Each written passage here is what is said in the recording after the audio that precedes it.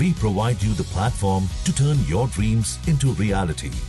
Give wings to your aspirations with KR Mangalam University. 21 घंटे की बातचीत, नतीजा 0। इस्लामाबाद बना टकराव का मैदान। अमेरिका वर्सेस ईरान, कौन झुका कौन अड़ा। शांति की कोशिश या नई जंग की शुरुआत। न्यूक्लियर, होर्मुज और ईगो क्लैश। दरअसल पाकिस्तान की राजधानी इस्लामाबाद, जहां उम्मीद थी शांति की, लेकिन नतीजा निकला टकराव का।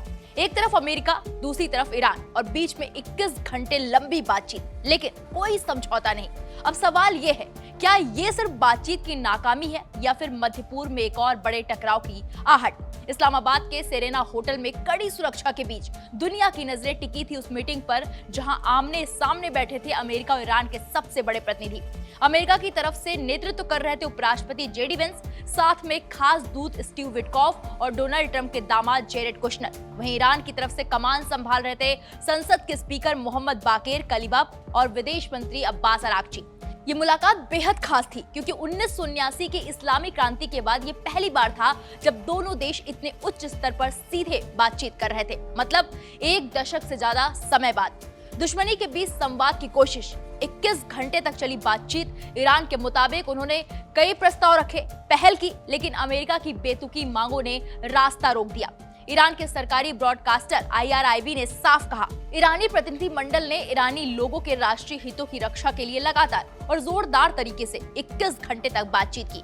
ईरानी प्रतिनिधि मंडल की तरफ से कई पहल करने के बावजूद अमेरिकी पक्ष की बेतुकी मांगों ने बातचीत में आगे बढ़ने से रोक दिया। इस तरह बातचीत खत्म हो गई। वहीं अमेरिका के उपराष्ट्रपति जेडी वेंस का बयान भी कम सख्त नहीं था। उन्होंने कहा, हम अपना आखिरी और सबसे अच्छा प्रस्ताव लेकर आए थे, लेकिन ईरान ने परमाणु हथियारों से जुड़ी अनिवार्य शर्तें मानने से इनकार कर दिया।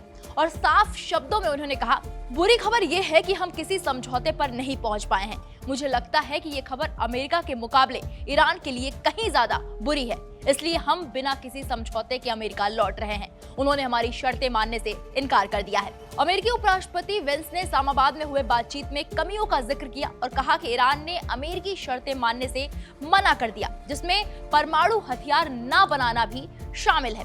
अब समझते हैं असली वजह क्या थी। पहली वजह, न्यूक्लियर विवाद। अमेरिका चाहता था कि ईरान अपना एनरिच्ड न्यूक्लियर मटेरियल या तो सौंप दे या पूरी तरह खत्म कर दे।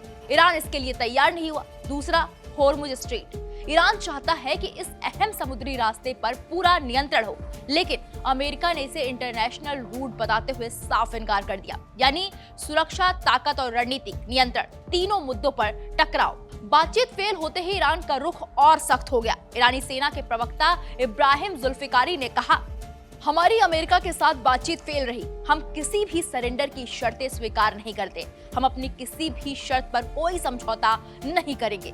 इस पूरी बातचीत में पाकिस्तान मध्यस्थ की भूमिका निभा रहा था। प्रधानमंत्री शहबाज शरीफ ने दोनों पक्षों से अलग अलग मुलाकात भी की। इस्लामाबाद में सुरक्षा का हाल ये था कि 10,000 से ज्यादा सुरक्षा कर्मी तैनात थे।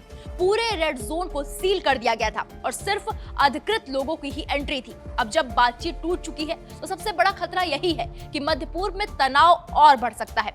डिफेंस एक्सपर्ट्स का मानना है कि ये नाकामी फिर से जंग की ओर इशारा कर सकती है। तो इस्लामाबाद की ये मीटिंग, जो शांति की उम्मीद लेकर शुरू हुई थी, वो खत्म हुई आरोप प्रत्यारोप के साथ। अमेरिका और ईरान दोनों देश अपने अपने रुख पर अड़े हुए हैं और दुनिया फिर उसी सवाल के सामने खड़ी है, क्या बातचीत का रास्ता बंद हो चुका है या फिर ये तू मैं किसी बड़े टकराव की शुरुआत है।